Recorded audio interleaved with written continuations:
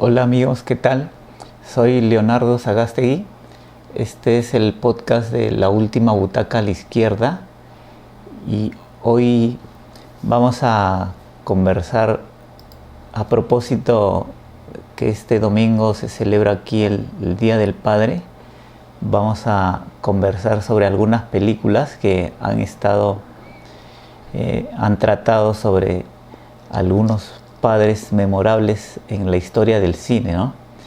Y vamos a hablar justo con John Pacheco, que se ha conectado ahorita, y más o menos películas desde la década del 40, ¿no? Que estamos tratando, hasta películas más actuales, ¿no? Si bien hay un montón de películas que no hemos podido tocar porque siempre tratamos de escoger 5 películas para conversar bien de cada una de ellas, ¿no?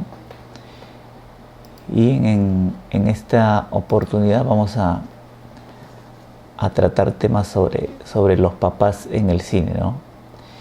En los próximos podcasts vamos también a tratar, por ejemplo, la próxima semana vamos a conversar a propósito del mes del orgullo gay, vamos a tratar películas de esa temática, ¿no? Y si ustedes desean pueden enviarnos sus sugerencias o de repente quieren que hablemos de alguna película en especial, nos pueden escribir tanto aquí al Instagram, al Facebook o también a nuestro canal de YouTube, ¿no? Donde también estos programas también los estamos subiendo allí para que ahí también queden grabados, ¿no? Y la primera película es de 1948, que es Ladrón de Bicicletas, de Vittorio De Sica. Es una película ya bastante reconocida mundialmente por los diversos premios que ha ganado y trata es una película representativa del neorrealismo italiano, ¿no? Y trata en la época de la Roma de posguerra, cuando están saliendo de la guerra, hay bastante desempleo, ¿no? Y un padre de familia trata de buscar un empleo a como dé lugar y por suerte lo encuentra, solo que uno de los requisitos es que debe tener una bicicleta, ¿no? para realizar este trabajo de pegar carteles. Y él no tiene esta bicicleta, pero igual dice que sí la tiene para no perder el trabajo, y él trata con la ayuda de su esposa de comprar una bicicleta, aunque sea así de segunda mano, ¿no? Entonces logran comprar la bicicleta y el primer día de trabajo, para su desgracia se la roban, ¿no? Y la película trata sobre esta búsqueda que el padre hace junto con su pequeño hijo, y van por toda la ciudad tratando de encontrar la bicicleta, ¿no? Y es toda la aventura que que pasan y que tratan de resolver, ¿no? ¿Qué te pareció a ti, John, la película? La película no ha perdido vigencia, no ha envejecido, a pesar de sus más de 50 años de estreno, como ha envejecido otra película que también está en nuestra cartelera, ¿no? The Big Fish, que ya lo hablaremos más adelante. En esta película, El ladrón de bicicletas, existen tópicos, existen escenas que se ven hasta el día de hoy y que me imagino se verán después. Estamos en una Italia de la posguerra. Este film se estrenó en el 48. Está a 3 años de haberse culminado la Segunda Guerra Mundial, una guerra que llevó a Europa a la crisis, donde todo el mundo vivía del día a día y en ese panorama surge esta historia, ¿no? Donde el trabajo más humilde, que es el de pegar carteles, pues le iba a ser dado solamente por tener una bicicleta, y que este padre, al no poder tener una, ve su vida devastada, ¿no? No puede llevar el pan a la mesa de la familia. Y sorprende, por ejemplo, a mí me sobrecogió esas imágenes de cuando la madre lleva unas sábanas a empeñar, lo lleva a una especie de tienda donde reciben la sábana y lo apila dentro de un gran almacén donde hay muchas más sábanas, ¿no? Parece que es el lugar donde llegan todas las personas que necesitan algo de dinero para el pan y dejan sus enseres, ¿no? Es una cosa que sobrecoge. Y otra de las cosas que también me llama la atención es que en estos momentos de crisis económica, surge los charlatanes, los llamados así vendedores de cebo de culebra, los curanderos, los espiritistas, y me refiero a esa escena en la cual, ya cansado el padre de buscar la bicicleta, va donde una vidente para preguntarle quién tiene la bicicleta, ¿no? Y la respuesta es de lo más triste y universal que se le puede dar, ¿no? Y me remite al Perú de la década de los 90, que vivíamos una crisis, salíamos de una crisis económica y estábamos en una crisis política, y lo que se veía pues eran que, digamos, que el Estado se valía de la religión para poder amalgamar a más gente hacia sus filas. Me recuerdo, por ejemplo, de las noticias que circulaban por esas fechas sobre las vírgenes que lloran, ¿no? Son, parece, tópicos que se usan cuando la situación es incierta, para que haya más almas, haya más incautos que llevar a creer en estas cosas. Pero nos estamos alejando de un tema, ¿no? Que es la relación padre-hijo, que es lo que se lleva, que es lo que se ve en la película. ¿Qué podemos decir de eso, de esta relación, Leo? Algo que noté en ese aspecto de la relación fue que desde que el niño aparece en la película, que no es tan al inicio, sino a los 10-15 minutos que recién aparece el hijo, y lo vemos que su papá lo está llevando, creo que al colegio lo lleva y lo deja, y luego ya cuando inician la búsqueda de la bicicleta, siempre notamos que el niño está caminando todo el rato, camina separado de su padre, ¿no? El padre casi siempre está 2-3 pasos adelante, y el hijo detrás siguiéndolo o buscando también, tratando de ayudar, buscando ver si es que encuentra a la bicicleta o si alguien sabe de ella, ¿no? Siempre están, el padre siempre está como unos pasos adelante, ¿no? Y toda la película están en esa misma situación, ¿no?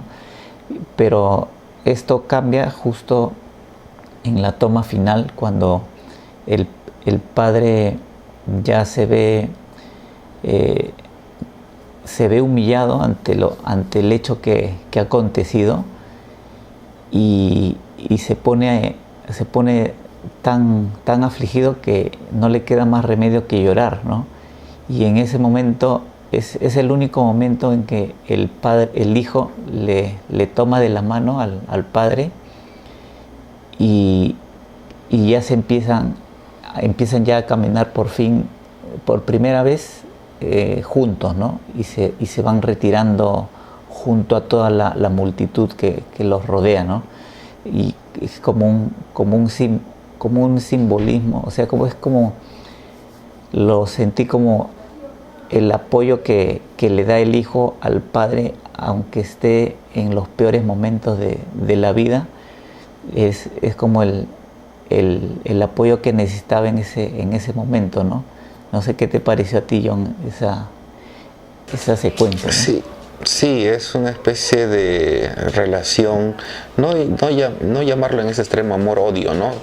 Pero sí es la separación inicial del hijo pareciera que demuestra que no quiere estar cerca del tipo que transmite ese carácter fuerte, ¿no?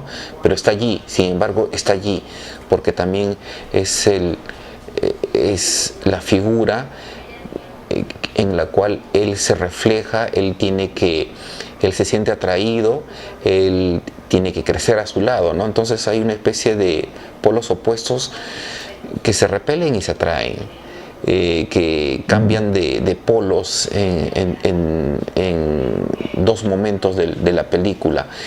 Pero es así las relaciones son así,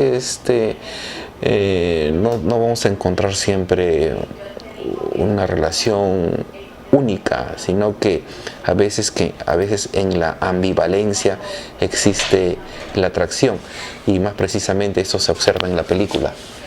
Leo. Sí, así es. En la película también se refleja también, como mencionaste al inicio, toda la situación socioeconómica que viven ellos. Y yo cuando, por ejemplo, vi la película, yo ya la había visto ya hace tiempo, ya hace como 15 años más o menos, y no recordaba toda la parte inicial donde aparece la esposa, y también cuando no recordaba que también tenía otra hijita más pequeña todavía, ¿no? Y yo recordaba solo la parte donde solo sale el padre y el hijo, ¿no? Y como que se me había borrado de la mente lo de la esposa, ¿no? Es la más fuerte, ahora, pues, la relación padre-hijo. Sí, así es. Es la relación de aprendizaje también. También me doy cuenta que la esposa no aparece porque sugieren que ella está siempre cuidando a la hija, ¿no? Que está en la casa cuidando a la hija pequeña. Por eso es que no aparece tanto en la película, solo en la parte inicial y en la parte ya cuando se entera de que le han robado la bicicleta a su esposo, ¿no? Si te das cuenta, es una forma tradicional de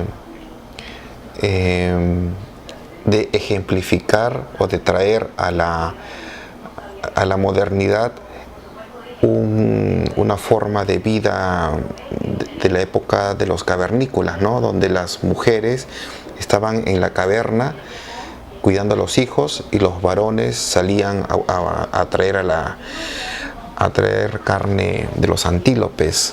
Entonces, pues llevaban al hijo como una forma de aprendizaje a los varones, y quedaban en la casa la mujer con las niñas, ¿no? Para el cuidado de estas, o para la preparación de los alimentos.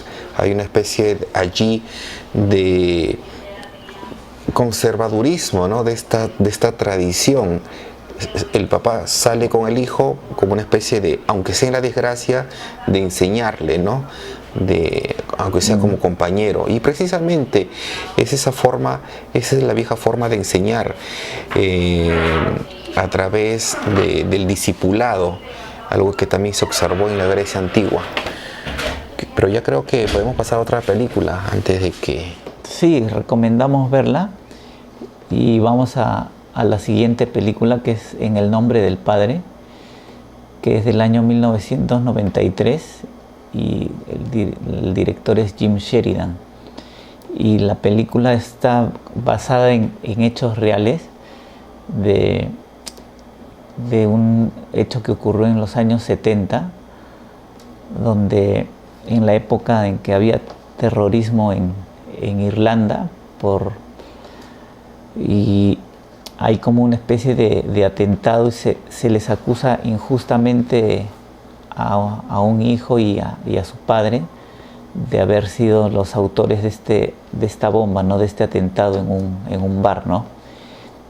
Y la película trata sobre esa lucha de querer demostrar su inocencia, ¿no? Estando ellos en la cárcel, y la relación que tienen el padre con el hijo, inicialmente fuera de la cárcel, cuando todavía no los han metido presos, y ya cuando ambos están dentro de la cárcel, ¿no? ¿Qué te pareció a ti, John, la película? Me gustó. Dentro de nuestra cartelera es la que más me impresionó, y porque se nota allí un trabajo del desarrollo de los personajes y del crecimiento del hijo, de este hijo adolescente, quien vive una vida libertina, casi que lleva al límite su conducta en esta barriada del viejo Irlanda, ¿no? Y que precisamente al ser llevado a la cárcel, y precisamente al ser llevado a la cárcel con su padre, es donde cambia y llega a convertirse, llega a madurar lo que no pudo conseguir en la casa de sus padres. Al lado de su padre lo consigue bajo 4 paredes en una cárcel, igual con su padre, ¿no? Entonces, y aparte de ello, en la película vemos si bien es una película de relación padre-hijo, con estos dos brillantes actores, también vemos la otra relación.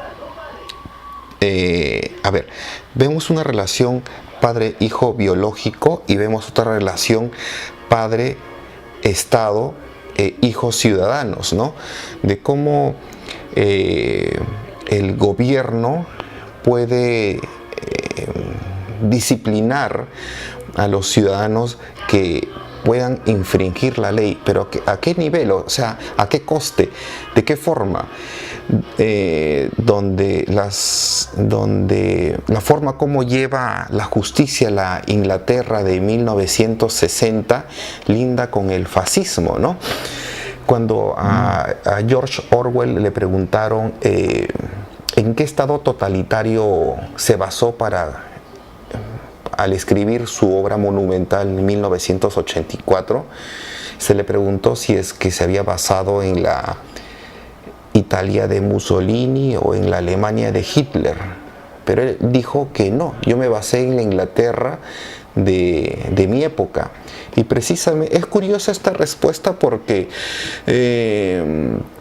demuestra a qué límites puede llegar un Estado para conservar este equilibrio de justicia, entre comillas, a qué límites puede llegar donde atropella derechos ciudadanos en bien de un Estado que llega o que juega con el fascismo, ¿no? Entendiendo el fascismo como una especie de Estado en la cual los derechos individuales son atropellados en pro de un Estado de Derecho, en conservar los principios del gobierno. Entonces, en ese sentido, aquí en esta película se nota un trabajo, una ambivalencia en cómo el papá biológico enfrenta al papá Estado, cómo chocan estos dos líderes, ¿no? El padre biológico chocando con el padre, digamos, administrativo del Estado, del gobierno. Es una película altamente recomendable y que invitamos a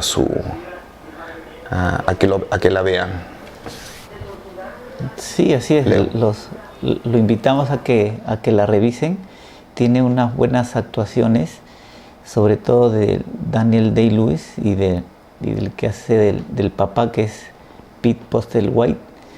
Son padre e hijo que están bien interpretados, y como mencionaba, es una película que se basa en hechos reales, ¿no? Y a pesar de que es o sea, son hechos reales que son dignos de una película la cual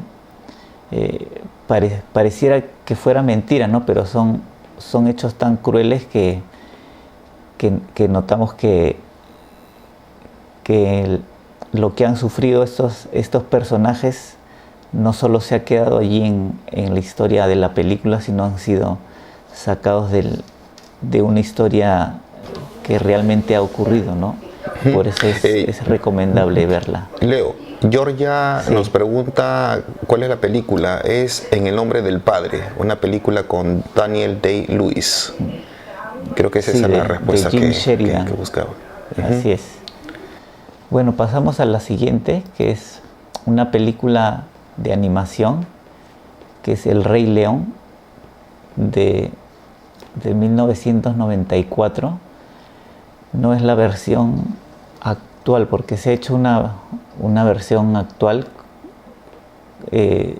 digamos, en CGI, con animación más real, pero nosotros vamos a hablar de la tradicional, ¿no? Que se hizo en 1994, ¿no?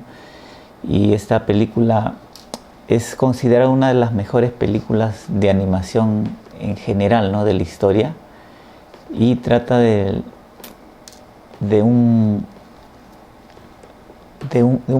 pequeño león que es Simba, que es como el heredero al trono, y él tiene un tío que es Scar, que trata primero mata al padre, al rey, y exilia al pequeño Simba fuera del reino, ¿no? Y aunque su intención inicial era matarlo, ¿no? Pero él logra escaparse, ¿no? Y la película trata sobre el recuperar lo que le pertenece, ¿no? Por derecho propio, ¿no? ¿Qué te pareció, John, esta película?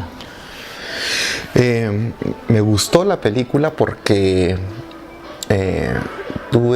entre otras razones, fue porque tuve el privilegio de verla en pantalla grande en los primeros años de los 90s, y que fue en su momento, y lo sigue siendo, un parteaguas, ¿no? Ahora se define en la película de Disney como antes del Rey León y después del Rey León. También es una de las primeras películas que tiene algunas secuencias, introdujo algunas secuencias en animación 3D. Y como tú lo dices, es una película en la cual el pequeño Simba, el pequeño león, tiene la misión de seguir la tradición en este ciclo de la vida, como dice la canción de la película, en esta especie de tomar la posta como un corredor, como un corredor que tiene que agarrar la antorcha generacional del padre viejo, digamos, y correr y llevar su propia carrera hasta la siguiente posta para dejar esta antorcha a su próxima generación. Y se trata de que este padre le da las lecciones de vida a un pequeño aspirante al trono. Noto aquí algunas cosas dignas de anotar, como por ejemplo el hecho del conservadurismo, ¿no? De que se tiene que seguir las tradiciones, ya el destino está forjado, no hay vuelta para atrás. Por ejemplo, estas temáticas se puede observar en la película, y tiene también ciertas reminiscencias de la tragedia de Shakespeare, ¿no? De Hamlet. Perdón, de Hamlet, sí. Ajá. Y yo noto acá he apuntado unas palabras que lo dice el viejo rey a Simba, que también en algún momento de la película anterior que hemos hablado, en El nombre del padre, lo dice el padre hacia su hijo, hacia su encabritado hijo Daniel Day-Lewis, cuando por ejemplo a Daniel Day-Lewis lo atrapa la policía inglesa y lo lleva a prisión. La madre le confronta pues al padre y le dice, tienes que hacer algo, y el padre le dice, no tengo fuerzas para esto, pero lo tiene que hacer. Y vemos una frase similar en El Rey León cuando dice, cuando el pequeño Simba le dice que él puede ir hacia la zona prohibida y derrotar a las hienas, y el padre le dice, la fortaleza no está en buscar problemas, el ser fuerte no está en buscar problemas.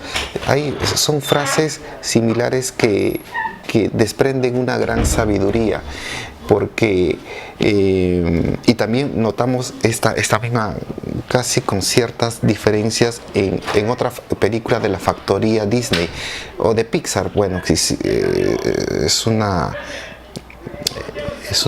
empresa emparentada, en Los Imposibles, cuando este héroe abraza a su mujer y le dice, al final, yo no soy tan fuerte.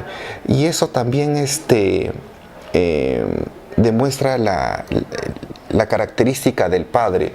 El padre puede ser fuerte, puede inspirar o transmitir esa idea de fortaleza, pero en el interior no somos tan fuertes, porque nosotros lidiamos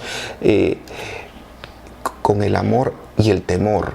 Esa dualidad está en nosotros para con nuestros hijos.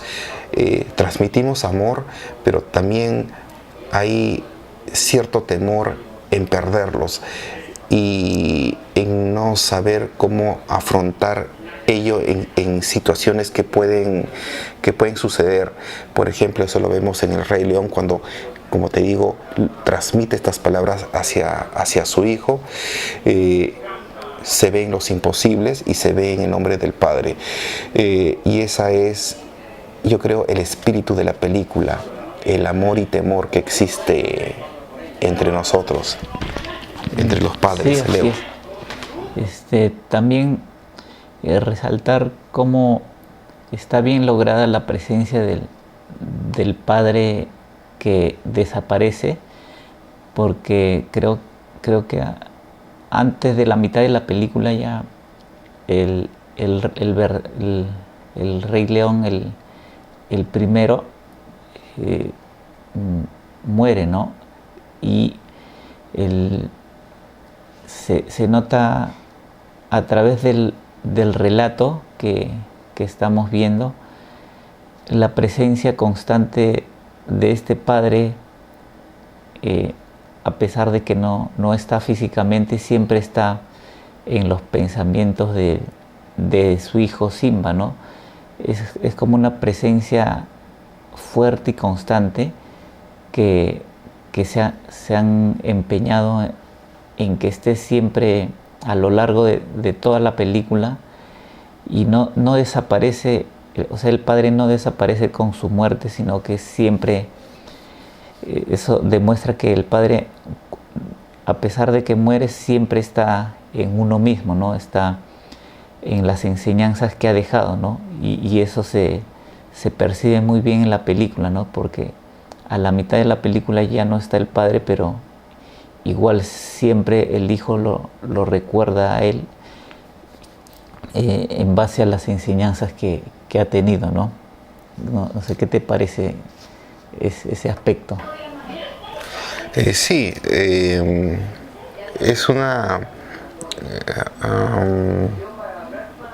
caracterización muy fidedigna de la sociedad, digamos, de una sociedad humana llevado por animales, ¿no? Donde existe un cura, ¿no? Una presencia religiosa interpretada por un mandril. O sea, es una ciudad, es una sociedad humana hecha con animales. Entonces, y como lo dije inicialmente, parecería que nos está también transmitiendo nos está dando por debajo un mensaje en la cual en esta sociedad o en cualquier sociedad ya los destinos están predefinidos. Tú, Sí, hijo de burgués, tienes que seguir siendo un burgués, o tienes que seguir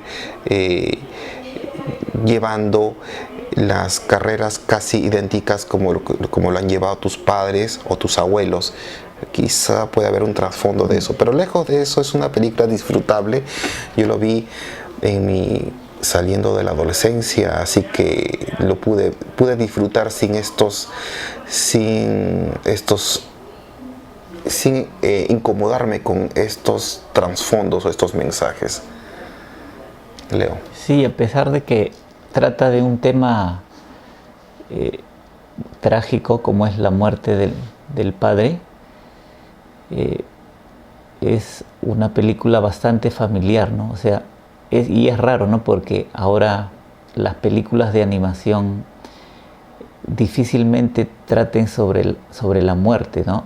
Son más suaves, no son tan explícitas como en este caso, que sí se trata la muerte directa, ¿no? de un padre, y eso es, digamos que ahora lo veo un poco difícil que se pueda ver eso en una película, al menos una película de animación de Hollywood, ¿no? Es algo también para resaltar. Y lo curioso de esta película es que también trae chistes de matrimonios, de relaciones padres, papá, mamá, hijos. Cuando el pequeño Simba se despierta en la madrugada y llega donde están su papá y su mamá León, el papá le dice a la mamá: encárgate tú, en las madrugadas es tu hijo. Son pequeños rezagos, tópicos, chistes, pequeños gags que reflejan a una relación humana. Pasemos a otra película, Leo. Sí, la siguiente película que hablaremos es El Gran Pez, que es del 2003 y es de Tim Burton, y narra la historia de William Bloom, que no tiene una relación muy buena con su padre, pero él se entera que su padre está con una enfermedad ya terminal y regresa a visitarlo, ¿no? Casi como para despedirse, porque está en sus últimos momentos, y ahí descubrimos que no han tenido una relación afectiva tan estrecha, porque el padre siempre como que contaba historias de su vida que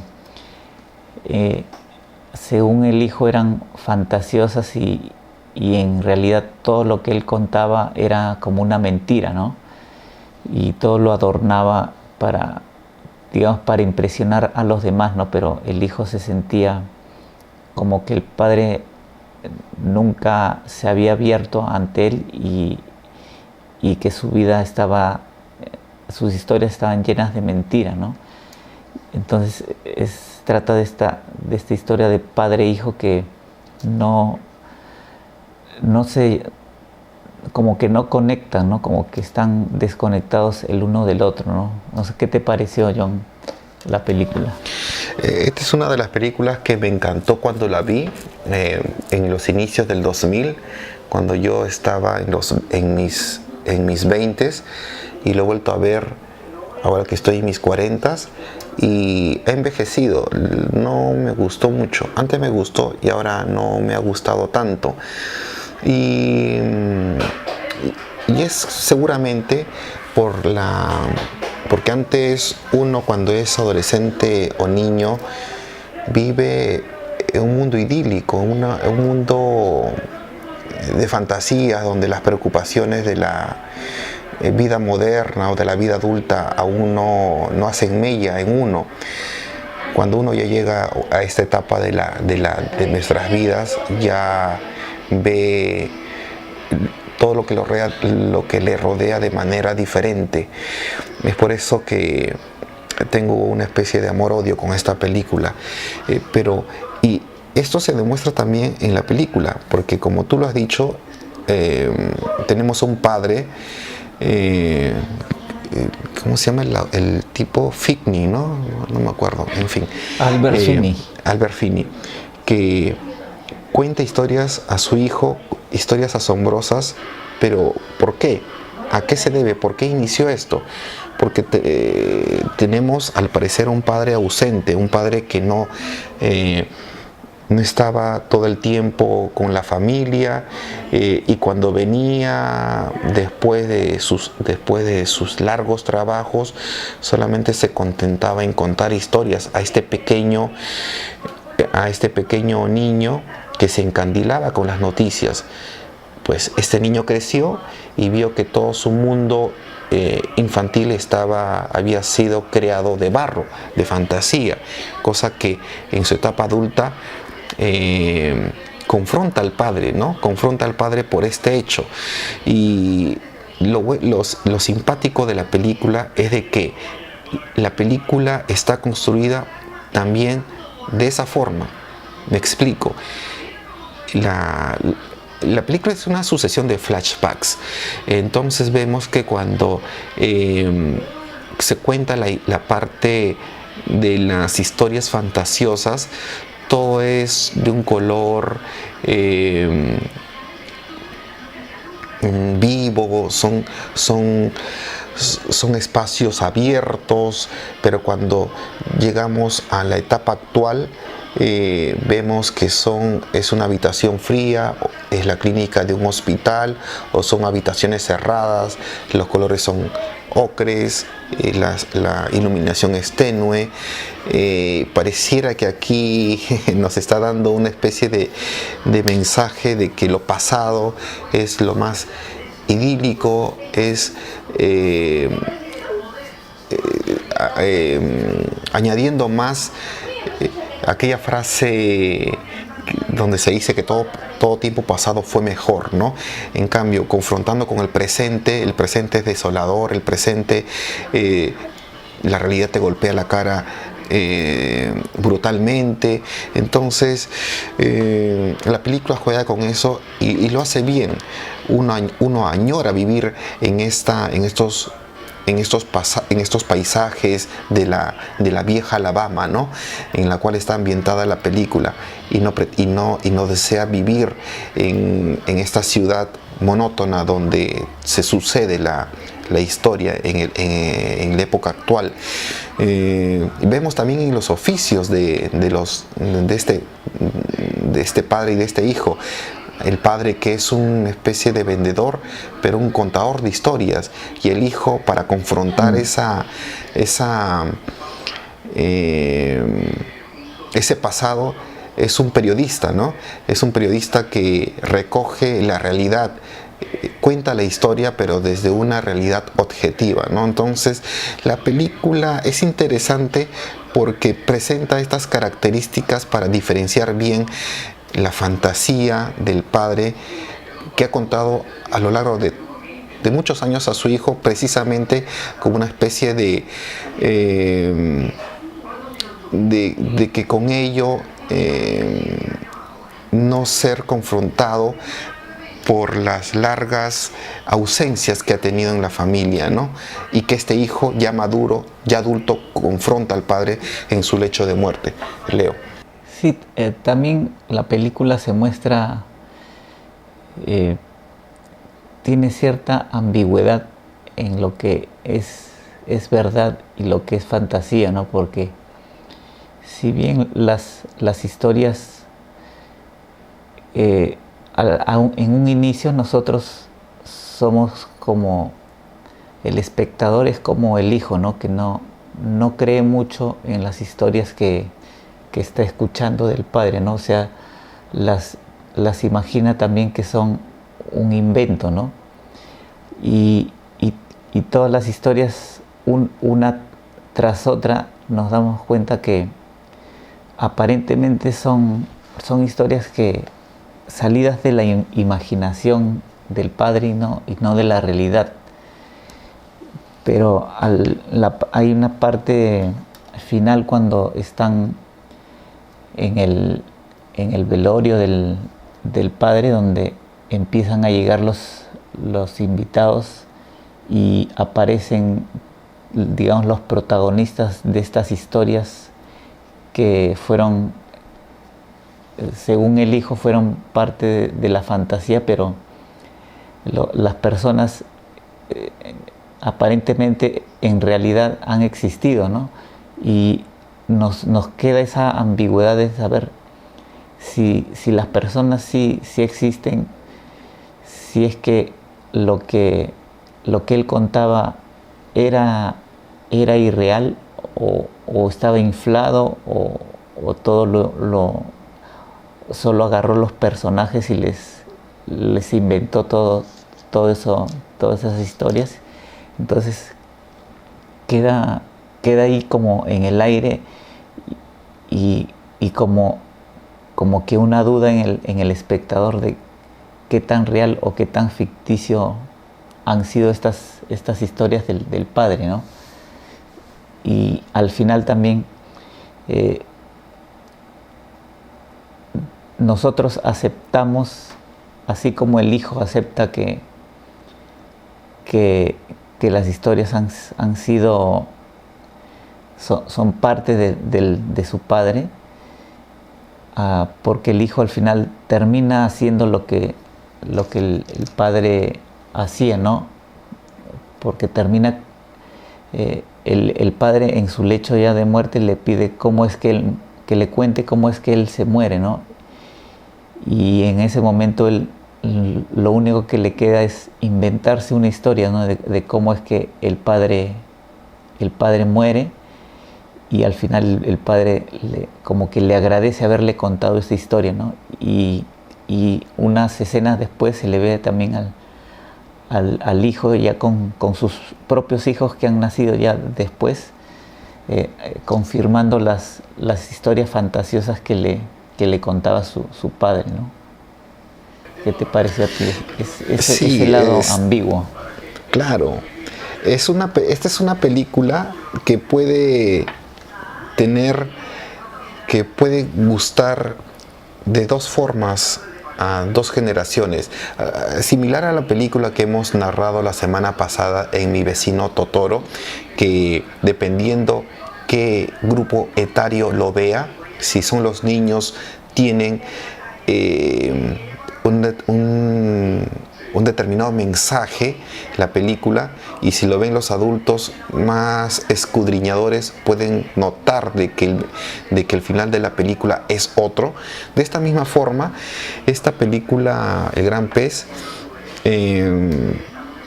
puede gustar de diferentes maneras a dos grupos de público. Los más pequeños, esta es una película apta para todo público según lo que se ve en internet. Entonces, para un público adolescente, juvenil, puede ser una película llamativa, interesante, y que puede gustar, pero para un público maduro es quizá una película ácida, que te cuestiona, que te dice que lo del pasado simplemente déjalo atrás. Es un cuento de hadas que te sirvió solo te sirvió un momento de tu vida para alegrar tu existencia, pero tu presente es ahora y tienes que vivirlo con la madurez que eso implica. Y entonces, si bien tenemos ese final medio edulcorado hacia al final del velorio, no deja de ser eso, ¿no? No deja de ser una película ácida que nos transmite un mensaje agridulce, de que todo tiempo pasado al parecer fue mejor, y que los tiempos actuales son los más tristes. Los tiempos, estamos cerca estamos en la frontera con los tiempos que se avecinan, los tiempos otoñales. Entonces esa sensación de tristeza se acentúa más. Es lo que puedo observar de esta película, Leo. Así es. Y como hablas del tiempo, ya nos queda poco tiempo. Y nos quedan 2 películas, creo, ¿no? No, una nomás. Que es el Capitán Fantástico, que es del 2016 y dirigida por Matt Ross, que es el protagonista es Viggo Mortensen, que es un hombre que ha pasado 10 años viviendo en los bosques de Estados Unidos y criando a sus 6 hijos, ¿no? Y los ha criado ahí junto a su mujer, y su mujer los ha tenido que dejar por una enfermedad, y ellos se ven obligados a salir de esta vida digamos, natural, para ir al velorio, ¿no? de la mamá que ha fallecido. Y allí se encuentran con una familia que está en contra de esta forma de vida que tiene el padre con sus hijos, y se confronta ahí todo lo que es la vida natural con lo que es la vida tradicional en una ciudad, ¿no? ¿Qué te pareció, John, la película? Es un grato descubrimiento esta película. Me dejó un buen sabor el haber disfrutado de esta película. Es acerca de como tú lo dices, un padre que lleva a sus 5 hijos a una educación diferente, no tradicional, a bordo de un viejo camión, autobús escolar, ¿no? Pareciera, acondicionado como casa rodante, viviendo de la naturaleza, conviviendo con la naturaleza, y que a raíz de la muerte de su esposa tienen que ir a confrontarse con el papá de esta para poder estar en los funerales de la esposa y poder hacer lo que el testamento de la esposa deseaba, ¿no? Que era ser incinerada y cuyos restos sean evacuados, las cenizas sean puestos en un inodoro, cosa que se negaba tajantemente el padre de esta esposa fallecida, que querían un entierro tradicional, enterrado bajo un cementerio de la familia. Entonces tenemos a un Viggo Mortensen sorprendente, de carácter, y con sus 5 hijos cuyos temperamentos y personalidades son similares a las personalidades que se pueden ver en cualquier parte en la sociedad actual. Tenemos al niño que está próximo al padre y que cumple a rajatabla todas las reglas impartidas por este, y tenemos al hijo que no. Y precisamente lo curioso es de que al inicio vemos que todo funciona bien, esta especie de sociedad alterna, en la cual todos los niños hacen caso al padre, pero ocurre un hecho en la mitad de la película que hace cuestionar a la autoridad del padre. Este hecho que surge es cuando tú debes recordarte, Leo, cuando uno de los niños, todos los niños están subiendo por un acantilado y uno de ellos se lastima el brazo al subir por esta especie de paredón natural de la montaña, y se lastima el brazo, y cuando pide ayuda al padre para que éste le baje y pueda proveerle de seguridad, el padre le dice: tú tienes que hacerlo solo, nadie te va a ayudar, tú sube hasta la meseta y ahí podemos hacer algo. Este hecho parece que infligió en el niño esta especie de ausencia de protección, cosa que deviene después en buscar una especie de refugio en la casa de los abuelos, y que también existe cierta similitud con lo que se observa en la sociedad actual, cuando un ciudadano no recibe la suficiente seguridad del gobierno, pues pues comienza a cuestionarlo, comienza a increpar esta ausencia de autoridad, y puede llevar a casos límites, a actos de rebeldía, a actos de sedición, ¿no? por decirlo así. Leo. Sí, esta película también me gustó, me sorprendió también la actuación de Viggo Mortensen, y también la relación que tiene con sus hijos, que es bastante abierta, ¿no? Y a la vez todas las preguntas que ellos tienen respecto a la vida, siempre él es sincero y franco al responderles con la verdad, ¿no? O sea, no está tiñendo con cosas edulcoradas, ni, por ejemplo, hay una parte donde la niña le pregunta varias cosas sobre qué es lo que era un violador, ¿no? Y él le empieza a responder con detalles exactos qué es lo que significa cada cosa, ¿no?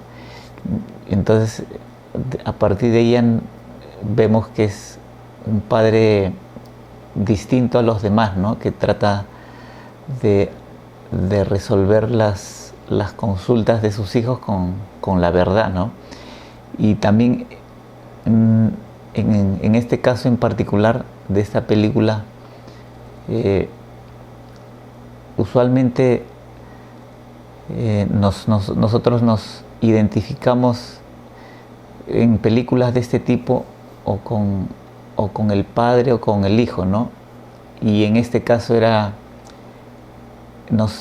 yo me identificaba con en ambas partes, ¿no? Tanto con los hijos como con los padres, ¿no? Y debe ser también por cuestiones de la edad propia, ¿no? De nuestra edad, que somos también padres y también hemos sido hijos, ¿no? Entonces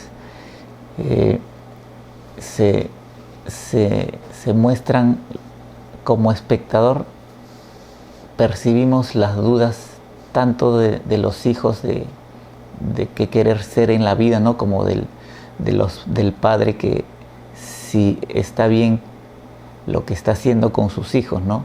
Si es adecuado, si es lo mejor para ellos. Entonces es una forma muy valiosa de identificarnos con ambos lados, no tanto con los hijos como con el padre, ¿no? No sé qué te pareció a ti ese aspecto. Dos cosas curiosas con respecto a una de ellas de lo que tú comentabas, Leo. Tenemos en esta película a un padre, como tú lo dices, de que obliga a los niños a tener ciertas lecturas. En una secuencia vemos cómo confrontan al niño, a los hijos de Viggo Mortensen con los dos hijos de unos parientes citadinos, ¿no? Y cómo los hijos de Viggo Mortensen recitan artículos de la Declaración Universal de los Derechos Humanos, creo, y los interpreta. Los interpreta a su forma de entender de una niña de 8 o 10 años. Esto me hace recordar, salvando las distancias, esta forma de aprendizaje donde tienen que leer, porque en una de las secuencias de la película vemos que todos en una noche a la luz de la fogata están leyendo libros y leen libros de Karamazov. Una de las niñas tiene una foto de Pol Pot pegado en una habitación de en una casa que construyó en la parte superior de un árbol. Pol Pot es un líder camboyano que fue sanguinario. Se le atribuye miles de muertes en la Camboya de 1970. Entonces, esta forma de enseñanza no tradicional, con lecturas que pareciera que no son acordes a su edad, me hace recordar, salvando las distancias, digo, al clan Humala, porque en algún momento el patriarca, el líder de los Humala, don Isaac Humala, había dicho de que pedía a sus hijos, no sé si decir obligada, porque a estas alturas no recuerdo, pero pedía que hagan lecturas de José Carlos Mariátegui y de otros autores, y que en determinada fecha nos dieran... quedan 30 segundos. Bueno, entonces solo recomendar esta película y decirle a nuestros espectadores que puedan proponer sus otras películas para la siguiente fecha. Leo. Sí, que nos visiten al canal de YouTube, y ya será hasta la próxima semana. Chao. Hasta luego. Buenas noches.